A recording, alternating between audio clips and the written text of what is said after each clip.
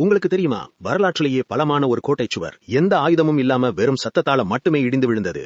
ஆமாம், அதுதான் எரிகோ கோட்டை. இது எப்படி சாத்தியம்? இது வெறும் தற்செயலா, இல்ல தெய்வ ரகசியமா? எரிகோ கோட்டை கானான் தேசத்தோட வாசல். இதோட சுவர்கள் எவ்வளவு தடிமண்ணா, அது மேல 2 தேர்கள் ஒன்னா போக முடியும். உள்ள இருந்தவங்க சிரிச்சாங்க, ஆனா வெளியே நின்ன இஸ்ரவேலர்களோ சாதாரண மக்கள்.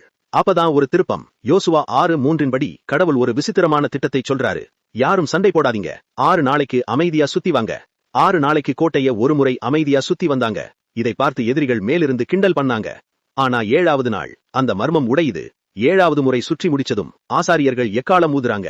ஆகாயம் அதிருது. மக்கள் எல்லாரும் சேர்ந்து ஒரு பெரிய ஆரவாரம் பண்றாங்க. யோசுவா 6:20 படி மக்கள் மகா சத்தமாய் ஆரவாரித்த போது அந்த பிரம்மாண்ட மதில்கள் தரைமட்டமாய் விழுந்தது.